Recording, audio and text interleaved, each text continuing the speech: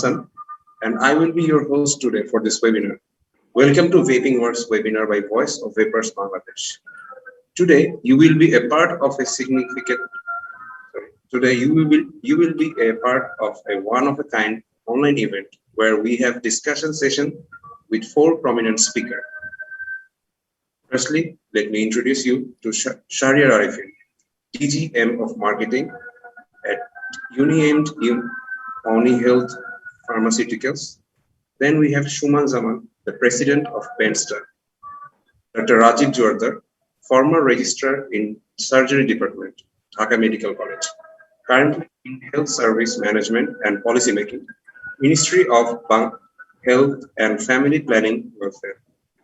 And lastly, we have Michael Landl, the Director of World Vapers Alliance. Today we are going to talk about how we can embrace healthy living by switching to vaping. To start off this webinar, as we have Shahriar Arifin, let's hear the successful story of Shahriar, a chain smoker who easily quit cigarettes with the help of vaping to lead a healthier lifestyle. Shahriar Bhaiya. Thank you, Mr. Hassan, for introducing me. I want to give thanks, firstly, Shumon Bhai, President of the BENDSTA, to organize this wonderful topics, actually, on this webinar session. Also, I want to welcome the President of the Alliance, Vapor Alliance, Mr. What he's actually pronounced? And also Michael Landl. Mr. Michael, and also Dr. Rajib. I was a chain smoker, actually, not chain smoker, 8 to 10 cigarettes I consume last 8 to 12 years. So after 10 to 12 years, I found there is some sickness, and I lost my, day by day, increasing the consumption of the cigarette, the first thing that is, and also our stamina is decreased tremendously. Some of our younger brother started having them in time. I found in my circle, and also I tried actually. What is it? In that manner, I have a chance to introduce VAP in my life. So it's a wonderful experience actually in my life, because everybody knows nicotine that is present in the smoking is not so harmful like the tar. Tar is very harmful, but in the vaping juice or the vaping materials, the tar is totally removed. There is no amount of tar is actually available in the vape juice. So that is one of the good things for the vapor who vape. Besides this, I found after smoking, there is a issue of bad smell that is tremendously hampered, not only ourselves, also those people who are not a smoker actually. So to remove yourself as a smoker, this is one of the reasons I found myself to delete smoking from my life. So I have been trying to stop smoking for a long time, actually. But actually, in our life, we are gossiping, we are meeting some of friends that are also trying smoking in their life. So it is one of the crucial reasons that a smoker cannot quit smoking from their life.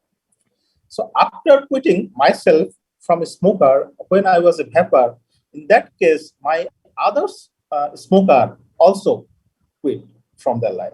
So 8 to 10 people were actually working together, or 8 to 10 people who were meet regularly in daily life and smoke 8 to 10 cigarettes daily. They also quit smoking like me. So it's a wonderful experience for me, and also for my friend also. And I am now living a happier life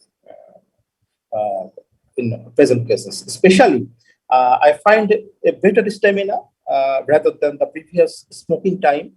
Sometimes I cannot walk up in the 5th floor or 6th floor, but after quit smoking, this is more easier for me. Especially, I want to share one experience regarding this COVID-19 situation. I thought I was attacked by the COVID-19 in the last year. In that cases, I was not a smoker. I tried vaping in the regularly basis. I strongly believe that due to the not smoking time, I recover earlier than the smoking time. So I request also, not only the advice, I also request all the smoker. So this is the wonderful opportunity to quit smoking, and also if you want, you can practice or you can enjoy vaping. Thank you so much. Thank you, Shahriar, for sharing your story with us. Let's hear it from our other two guests. So we have Michael Landl, the director of World Vapers Alliance, with us today. Welcome, Michael. And thanks for joining us. My first question to you is countries that have embraced vaping, such as France, the United Kingdom, New Zealand, Canada, have witnessed a decrease in smoking rates that are twice as fast as the global average. So the success of these 4 countries was made possible by vaping. So my question is, what are the thoughts on your mind about this topic? Yeah, thank you so much for having me. It's a great pleasure to talk to you today. And yeah, I think that's the core question we all anti-vapers should look at. So why do we have some countries who are very successfully in decreasing smoking rates and others are not? And you already mentioned some of them. For us, it's always the United Kingdom is the best example, I would say, because they are the most progressive country when it comes to regulation of vaping. And as World Vapers Alliance, we actually looked at the numbers and calculated how many people could switch from smoking to vaping in other countries if they would implement similar legislation and regulations for vaping. And it's astonishing. So worldwide, we came up with 200 million people who could switch from smoking to vaping. And I looked up the numbers for Bangladesh as well. Alone in this one country, it could be 6 million people who could switch to vaping if Bangladesh would implement the same regulations as the UK. And I think they have a very good mix. So the regulation is not too strict, and also politicians and public health agencies actively endorse smokers to switch. Because as we have already heard, I think it's not a debate anymore that vaping is less harmful compared to smoking in the science field. We will hear that probably later from the other panelists. But that's quite obvious. So every smoker who can't fully quit but switches to vaping is already a benefit for public health. So for me as a vaping activist, it's always a little bit of a mysterious why governments wouldn't endorse it. But we also heard already there is a lot of misinformation, and I read today when I prepared for this that even your Secretary of Health claimed that vaping is as harmful as smoking, which is just not true and a lie. And I think this is why events like this are very important, that consumers and science get to voice their opinion and tell the truth, actually. And we already heard a personal story, how vaping improves the lives. For me, it's basically the same story. I used to be a smoker as well, got a vape in my hand, and within weeks I was a non-smoker. It's actually a miracle, I would even call it, because it's a new innovation which makes it easier to quit smoking. We know most people fail to quit, and there is this amazing innovation coming out and helping people to quit smoking, and we see it. We don't need any study. Everybody around us sees that it works, and studies prove it as well. So it's also a very great smoking cessation method, and governments around the world should endorse it and look at the countries you mentioned. They have success with it. If you compare the UK with Australia, which probably you can make a comparison, The UK slashed its smoking rates by 25% with the help of vaping and endorsing it, while in the UK, one of the most strict countries when it comes to vaping, it only decreased by 8%. So it's 25 versus 8%. Obviously, vaping plays a big role, and therefore it's time for governments to end the war on vape and, quite the contrary, endorse vaping.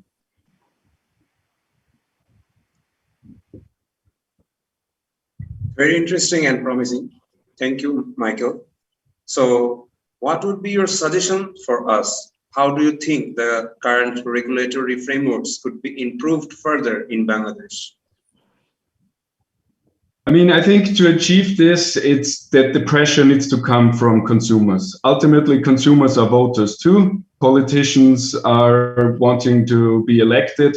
So I think the main priority, especially for us as consumers and consumer groups, is to facilitate it for consumers to raise their voice and make their voices heard. So what we did, for example, we are running a global campaign at the moment called Back Vaping, Beat Smoking, which targets the upcoming COP9 meeting, plus a lot of regulatory measures which come up in the European Union. And both of these events will have spillover effects around the world, because everybody looks at COP9, what they recommend. A lot of countries look at the European Union, how they regulate things. So that's very important, I think, those two milestones.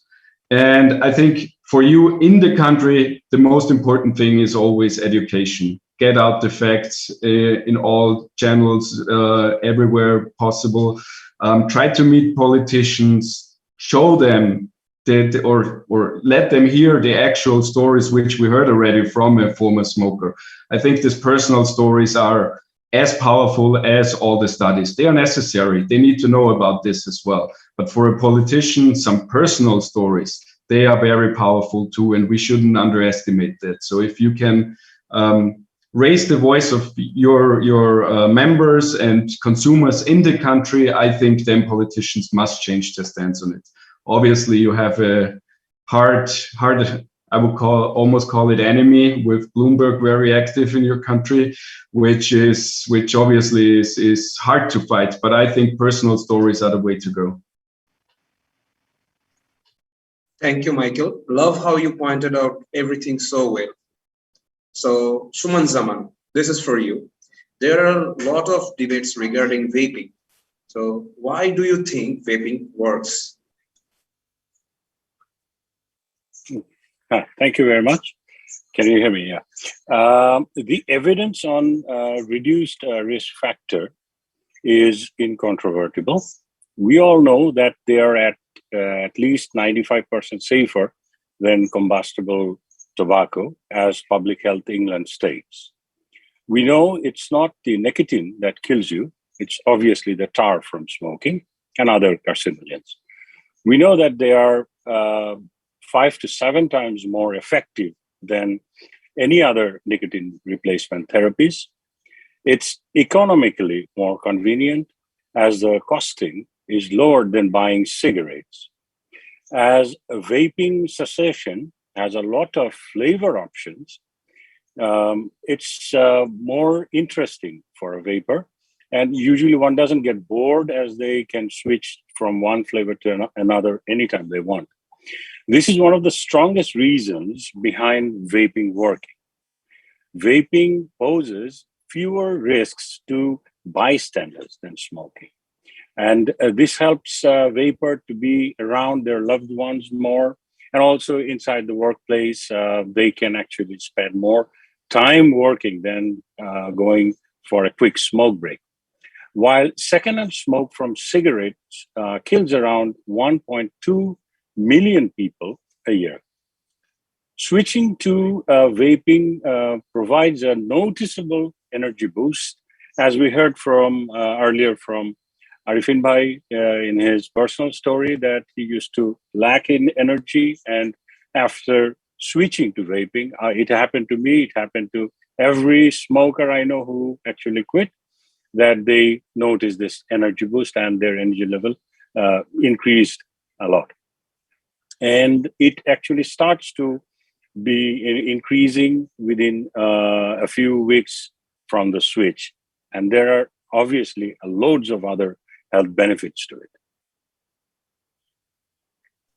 Thank you. So, Shuman Bhai, Public Health England embraces harm reduction as well as no taxation. So, do you think no taxation will be a great initiative? Of course. Smoking itself is very expensive.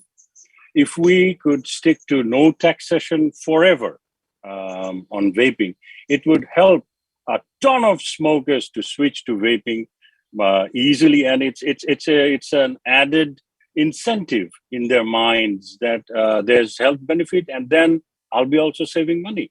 So of course, if we can make it cheaper than smoking, it will motivate existing smokers to come to vaping, and for the greater benefit of smokers who are trying to quit smoking, it's the relevant authorities could step in to make vaping more accessible to smokers, I think. Thank you, Shuman Bhai, for your detailed answer. So, guys, we have Dr. Rajib Joarder with us. This question is for you, Rajib Bhai. So, we have seen anti-smokers, anti-vapers are communicating fake facts and misleading information against vaping, which is creating a polarized situation. So, how do we prevent this situation? Rajib Joarder Bhai. Thank you, sir. The question is that the anti-vapers and the vapers, they are arguing about this thing. That Yes. Is it good or is it bad? Right? Yeah. That's the question actually.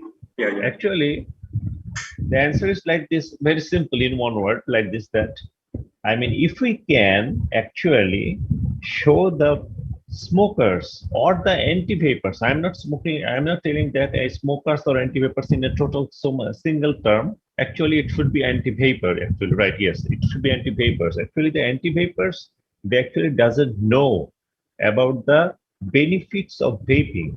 They don't know. Okay, number one thing is this. I mean, they think that vaping is bad. There are multiple factors behind these things. Number one factor is that the propaganda that is telling that vaping is not good, vaping is bad. Vaping is a more dangerous way of smoking, number one. Number two, somebody says that vaping would lead people to smoking. That is also not true, because once somebody becomes a vapor, he can't even tolerate the smell of smoke. I can't do it. Okay, so nobody else can do it, as a matter of fact. So the people, those who are actually saying, the anti-vapers, I mean, that vaping is not good, it actually has no solid background. Yes, they do have some background. Like, for example, they have the background that is given the false information in the YouTubes or other media. They are saying that vaping is not good, vaping is bad, vaping will create people more addicted to drugs and other things like that. That is not actually true by any means. There is no scientific background behind this thing. Vaping is totally safe, as we have already said, as everybody has already said about the public health of UK, saying that 95% safer of the vaping thing. But the thing is that, you know, how the vaping, actually the public health said this thing. You see, in our country, we actually follow the British protocol in everywhere. It comes from the, as because we were the colonists of the British people, we are the colonial country of British people. So everything in our country is actually based on their country's rules and regulation. And that moment, the Royal College of Physicians, we follow their protocol in our medical curriculum. They have already established in 2016 that vaping is safer.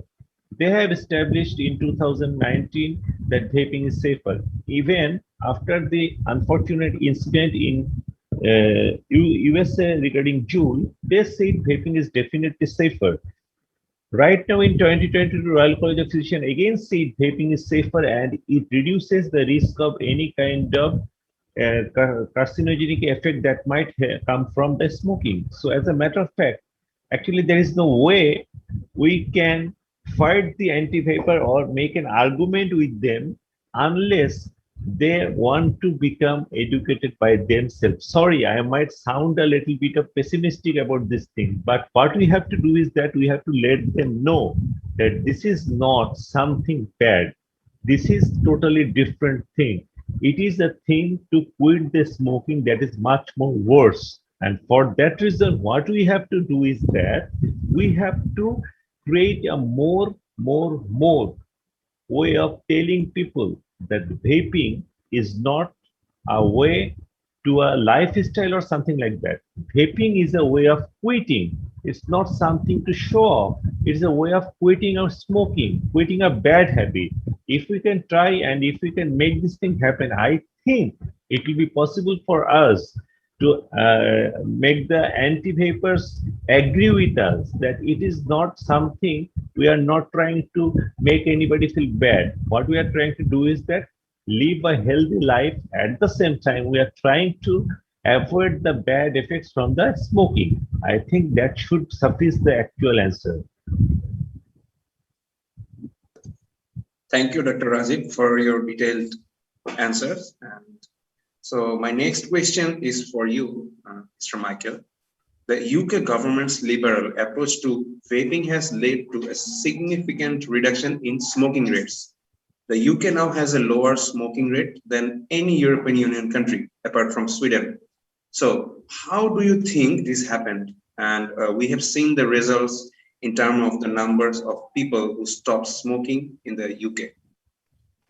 Yeah, I think that is one of the main reasons is because the perception of vaping is different. We already heard it. There is so many misinformation about it, and many people, I don't know, they see vape coming out of a mouth and think, oh, that's the same as smoking, which it's clearly not. But in the UK, I think they were fortunate to have a political atmosphere which was different.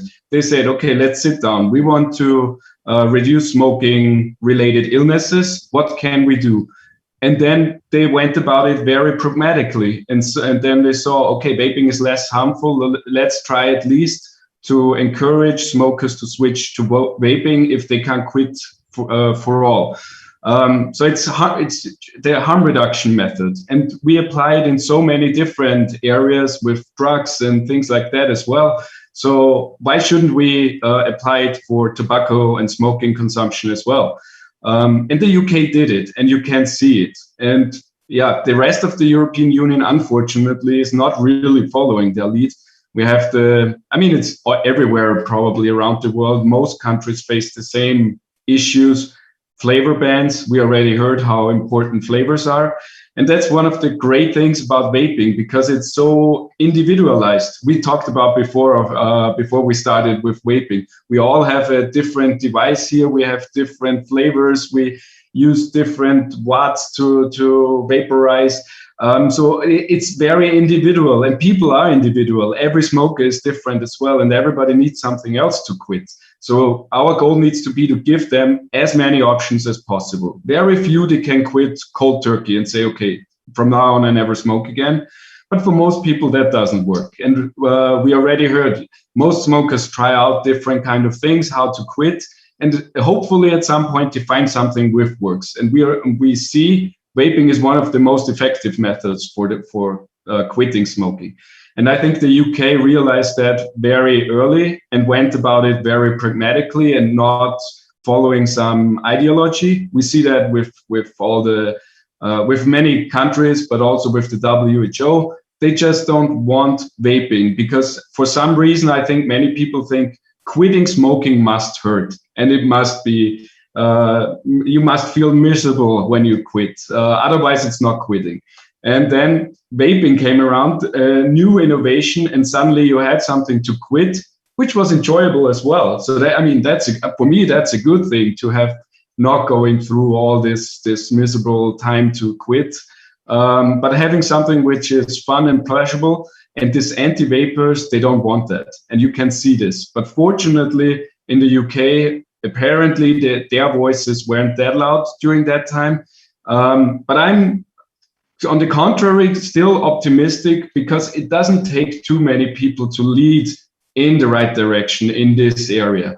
I mean, it's still, vapers are not the majority in countries. We are still small, but if we can get the right voice, get loud enough and get politicians to listen to us, it doesn't take many of them. If some are brave and endorse it, then others will follow, because we can see the results in other countries. And eventually, I think the facts need to prevail and will win, because if we want to save lives, we need to endorse vaping. And I think even the anti-vapers can't get around that.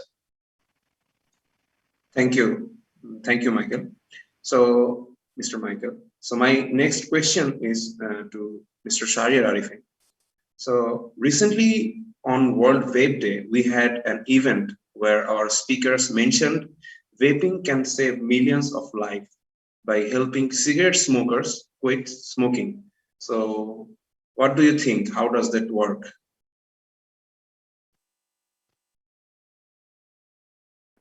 Yeah, as already Shunpai said, a lot of people are choosing vaping, actually, tool to quit smoking, because vaping is significantly less harmful, but misinformation about vaping is prevalent and is very damaging also. So he also added that vaping helps smokers quit cigarette smoking, and as a result, save them from the long-term harms of it. Vaping is 95% safer than smoking. We already know. There are no carcinogenic effect also in the vaping, tar, and so on. And also, Schumann emphasized that e-cigarettes are only to be used by the smokers, and they would never advocate vaping for non-smokers also. So the role of e-cigarette is to save as many lives as possible by helpless smokers. Dr. Rajib Bhai also said the death by smoking is a silent global pandemic that is invisible to the people. According to him, there are many effective ways to quit smoking, but vaping has provided a revolutionary step forward to public health in helping smokers quit. So also the musician, anchor, producer, also many of us shared their personal experience of talking of vaping after getting treatment of serious illness. And also they said that they went through serious treatment, and doctor from Bangkok and London told him that he has to quit smoking. So they recommend that he tried vaping instead of helping successful stay away from the smoking. Thank you. Thank you, Mr. Shahriar Arifin. So, guys, now our panelists will answer a few questions from our journalists. So, let me check the questions in the comment section. Here is our first question. We have a question from Mr. Bidhan Chandra Saha. Schumann Bhai, can you please answer this question? The question is, how are you maintaining the regulation of an individual being 18 years old to be legally permitted to smoke, and the regulation about the non-smokers for e-cigarettes? How would the quality be maintained in Bangladesh? Can you please answer this question, Schumann? Thank you. Thank you, Hassan. This is a good question. This is a very good question. So if I understand it correctly, his question is about access of under 18 people in vaping. We, from BENDSTA, we strictly maintain there is no access to under 18 customers. We don't even answer their questions. We ensure that they are not entertained. Obviously, there is no question of sales to them. We only sell to people who are adults in our who are 18 and above. And if you come to any of our BENDSTA member stores, I mean the showrooms, you will find that at the entry gate, we put up stickers that no under 18 is allowed, and we maintain that very strictly and rigorously. So this concern of under 18 getting access of vaping, it is being very carefully dealt with by us. May I add to this one? Yes, please. Because I think from the government's perspective, it's also an interesting question, because I think the most vape shops are following the rules, and obviously there are the laws from which age it's allowed, and the government needs to follow through with that. But if you look more carefully, especially in the US, there you have good numbers on youth vaping, and you can clearly see that most studies say that a certain group of teenagers tend to do more risky things. And obviously they perceive smoking, vaping, cannabis consumption, things like that as more risky and want to do it. And the reason why they do it, or the common background they have, is always that they have problems at school, anxiety, low income households, so things like that. And if government wants to tackle youth consumption of all kind of things, which they shouldn't do, also alcohol in that case, they should tackle those kind of things. The government should make sure to have good schooling for kids, to enable their parents to earn enough money, things like that. And this the government can do. But just looking at, oh, some young people are doing something, so now we need to ban it for everyone, is obviously one size doesn't fit all. That's quite clear. So they should tackle the actual problem so that the young people don't go into this risky behavior at all, no matter what it is, but leave other things like vaping for the adults alone, because that's a very bad trade-off to ban, like I mentioned, flavors for everybody. We all know most adults are using flavored vaping liquids, and it's very important for them. And it's also logic if you think about it. If you want to get away from cigarettes, you don't want to be reminded of the taste. And we also eat flavored ice cream. So why shouldn't we consume flavored flavored vaping liquids? So I think the government should tackle the actual underlying issues why young people do risky things and tend to do those things, and not have a one-size-fits-all ban prohibition policy, which never works. And it never worked in history, and it will never work. So I think they are looking at the wrong side of the problem there. Thank you, Michael, and thank you, Schumann Bhai, for answering this question. We have another question, and this question is from Mohan Mia by Asian Age. The question is, cigarette smoking in public places endangers others through secondhand smoking. Therefore, won't vaping also contain the same threat to the non-smokers? Is there any insightful research available? Mr. Michael, can you please answer this question? I mean, I'm not a scientist, so I can't really talk about the actual health effects, but I mean, it's quite clear. If you look at what you put into your body, then it can't be more toxic what comes out of the body, quite logically, I would say. And especially compared with smoking. I mean, that's the same thing. We need to have harm reduction, and I think it is quite ludicrous to ban vaping outside or anywhere, basically, because what we need to achieve is to make less harmful alternatives as attractive as possible for smokers. We know smoking is very harmful, and everything which is less harmful needs to be relatively more attractive for smokers. Otherwise, they won't switch. We already heard price can be an issue, availability, flavors, but also where you can use the product. So if you would ban outdoor vaping together with smoking, it's the same issue.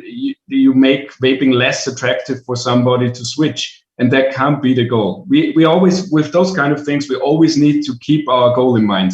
We want to reduce smoking-induced illnesses. And to do that, obviously, we need to endorse people to quit. Most people can't do it, so let's follow a pragmatical approach instead of an ideologic one. And the pragmatic shows vaping is less harmful, so let's make it relatively more attractive for smokers to switch than keep smoking. Thank you, Michael, for answering this question. So we have another question. Dr. Rajib Joarder, can you please answer this question? The question is from Maruf Hossain from Dhaka Tribune. Last March, 153 members of parliament urged a ban on e-cigarettes through a letter to the Prime Minister, including doctors and businessmen. Whereas you say the e-cigarettes are less hazardous and an effective quitting tool. So, what is your research-based opinion on MP's stance? Mr. Maruf, thank you for such a very, very, very nice question. Okay, number one, let's come to the point first of all. The members of the parliament, they're the people who are running our country. We salute them with all our respect. Number one, that's the truth. As a government employee, I have to say that whatever they say is definitely going to be our order for the doctors and everybody else, naturally. But when you are asking me if there is any research, yes, sir, there is a research. My specific point is this. I'm going to repeat one. It might sound that I'm repeating the same thing once and once and once and for a long time, but just listen this thing one more time. You see, our medical curriculum and everything is based on the UK curriculum. We follow the British rules all the time. Our medical books, our study pattern, and everything is based on the UK curriculum. On that case, when my question is this actually, also to you, my question is also to you, Mr. Maruf. When the medical curriculum in UK, the Royal College of Physicians, those whose way of teaching we study, they are saying that vaping is 95% safer than the conventional cigarette. On that case, shouldn't we be also researching the same thing? Shouldn't we follow the steps as well? It's my question to everybody actually. Okay, I definitely cannot debate with the members of parliament, but my urge is to them, research, please take a look at the research. The way we are following the medical treatment in our country in every aspect, just take a little, give a little moment, just take a little moment to study as the same thing in case of vaping. On that, I think that we will get our perfect answer. Thank you, Mr. Marv. That's a very nice question. I hope you'll understand. Thank you, Dr. Raji. We have another question from Sajid Rahat by New Nation. The question is, there are plenty of measures in existence to reduce smoking practice from both the public and the private sector. Why are you still prioritizing e-cigarettes? Schumann Bhai, can you please answer this question? Of course, thank you so much. This is also a very interesting question. There are a number of methods which helps a person to quit smoking, but it has been proven that vaping is 5 to 7 times more effective than any other nicotine replacement therapies, NRTs. So that is the prime objective here. What do we want? We want a person to quit smoking and come to a healthier life. And as a former smoker, I know that a former smoker, as an existing smoker, wouldn't give too much time in his quitting process. He wouldn't want to try this and then again try that and then again try that. You understand? He will get frustrated. We wouldn't want that. We would want him to try his journey, start his journey and his mission of quitting smoking with a much more potent and effective tool. Which one is the most effective tool here? The 5 to 7% already proven one is more effective. And that is the reason we are vouching for vaping. It has worked for me. It has worked for thousands of people I know. And another thing is that the other NRTs, they do not mimic the smoking, everything associated with smoking. When a person smokes, he generates a certain kind of a smoke from his mouth. and then he's probably sipping a cup of coffee or tea. With vaping, he can do the same thing. Now, imagine this person is on something else. Say he is having Nicorette, which is a chewing gum kind of thing, which is a tablet kind of thing. So this ritualistic behavior is not there. That is why vaping actually works more with smokers, because they get the cloud which mimics the smoke. They get a feel of flavors in his mouth. The entire thing associated to smoking that he was so familiar with is present in vaping, but absent in any other NRT-based system. That is why we actually vouch for vaping. Thank you. Thank you, Schumann bhai. And we got another question. And the question is, Bangladeshi NGOs work on e-cigarettes. Dhaka Al-Sania Mission has performed a study on students of 2 institutions and recommended revising the Tobacco Control Act. Their research also shows that over 50 nations have already outlawed e-cigarettes. So what can Bangladesh do to reduce harm? Mr. Shahriar Arifin, can you please answer this question? Actually, there is a lot of things that can do in your government to reduce the smoking. First, they can add the extra VAT in the position of the smoking, and also free the tax for the vapor. Also, the vaping is used or the liquid for the import process, and also can create some awareness that smoking is injurious for health. A very interesting thing like that in the smoking packet, it is clearly indicated that smoking is injurious for health. We see in every time, and after opening the pack, we consume the cigarette. I think this is actually the real awareness is necessary to increase. Awareness is very important to increase the alternative situation, alternative materials to quit the smoking and also to remove the smoking. Thank you, Mr. Shahriar. And now we got another question. Mr. Michael, can you please answer the question? The question we get from Mr. Ratan from TBS.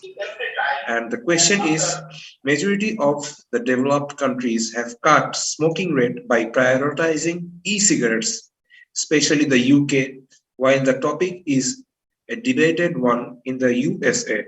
So, in which direction should Bangladesh move? And what role can you play to assist in formulating a policy of using e-cigarettes to reduce traditional smoking among the commoners of the country?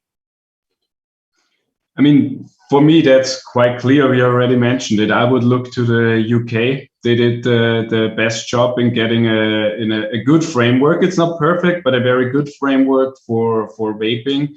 And I think especially low and middle income countries need to be very strong when it comes to the upcoming COP9, where we will hear very bad anti-vaping messages, and that basically the best thing for everyone would be to ban everything, they more or less will say.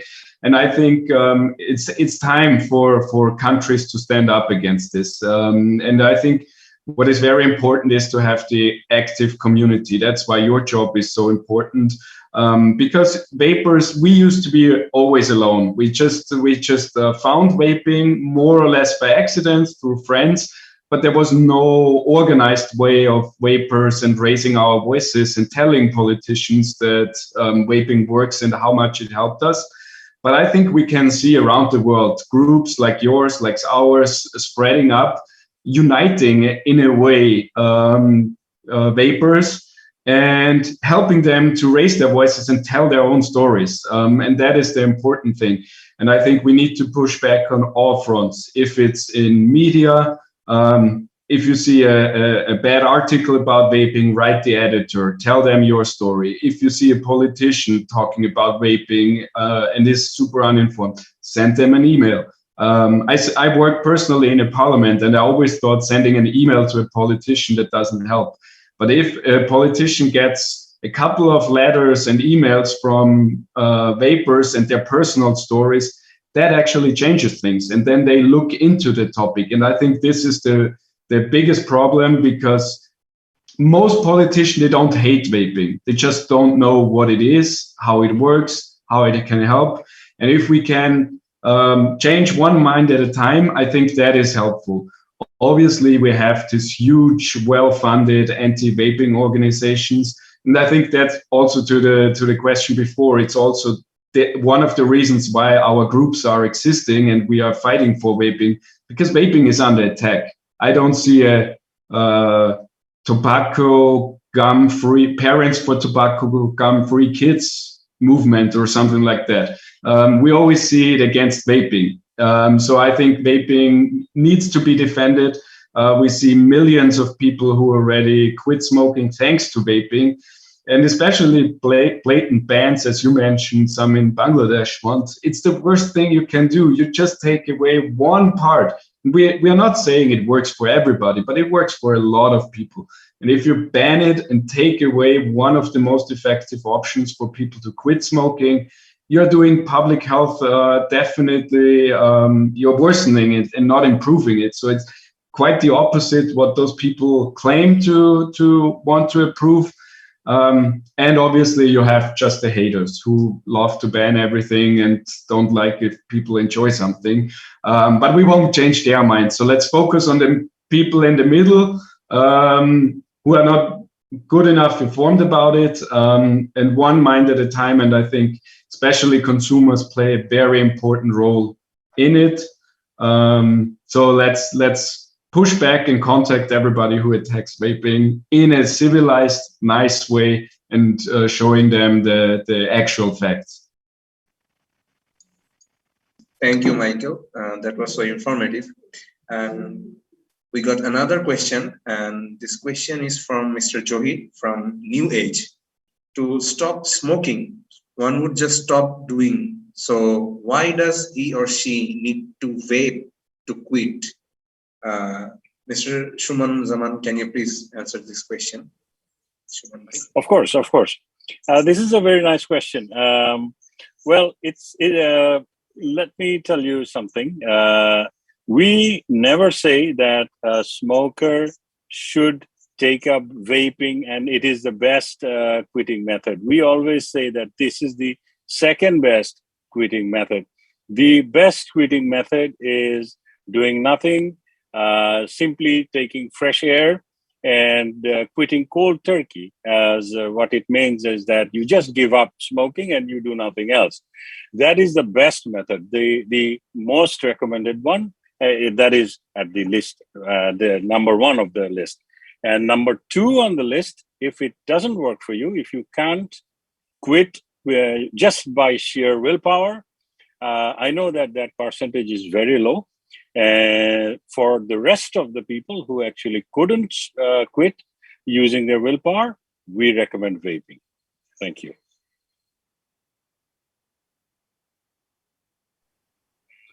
With your kind permission, I would like to add 2 or 3 words with Suman Bhai, my personal experience. You know, when I was in Dhaka Medical College for the last 10 years, I used to smoke like, say, 20 to 30 cigarettes every single day, starting from 6 a.m. up to around 12 p.m. As a matter of fact, that time I tried so many times to go cold turkey, to quit the smoke, to get sweets, to get chocolates, to get Nicorette. I also searched for nicotine patch if available in Bangladesh to use this thing to quit smoking, but I failed time and time again. So, as a matter of fact, as Suman Bhai already said, that if you can go cold turkey, there is no better option than this one. But if you can't quit on that case, alternatively, this is the only best healthy option, comparatively, definitely healthy option than smoking. Thank you. Thank you, Dr. Rajib. And here is our last question. Can you, Dr. Rajib Joarder, can you please answer this question? Our last question is, are there any advantages of vaping compared to smoking traditional cigarettes?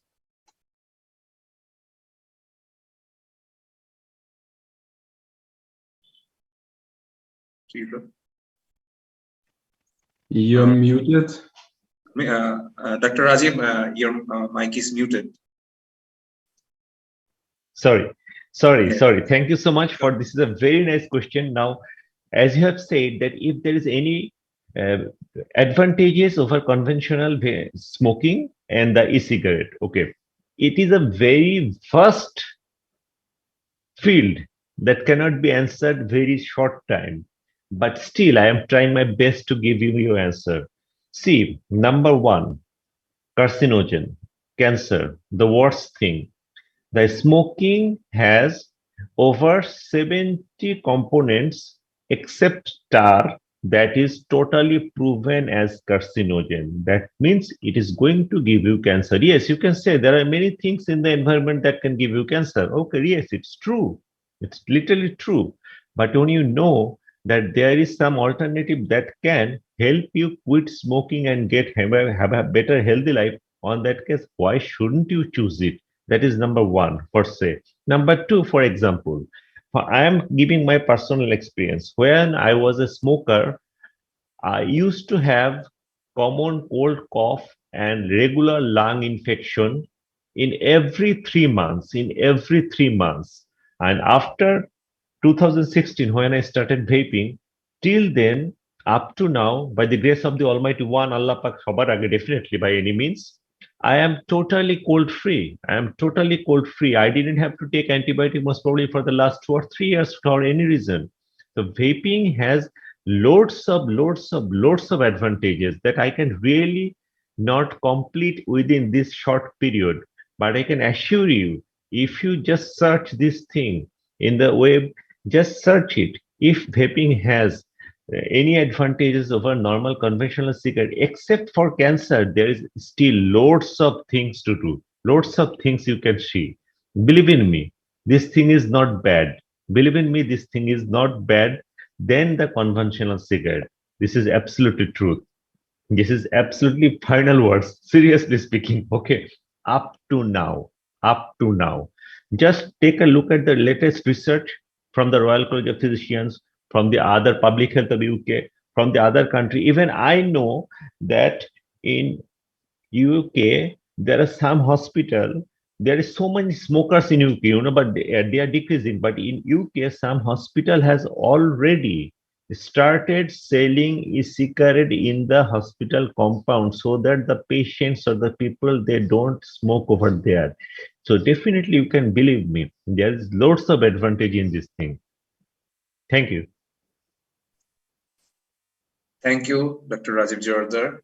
And with this question, our quick Q&A session with the journalist ends. I want to thank you all for watching our session, and I want to thank you, Dr. Rajib Joarder, Mr. Schumann Zaman, Mr. Michael, and Mr. Shahriar for joining with us. So I would urge you all to visit the website of Voice of Vapers Bangladesh. More importantly, for your own right to vape, to sign the petition. Thanks for having me here, and all the viewers out there. If you want to embrace a healthy lifestyle, switch to vaping to quit smoking. Thank you all.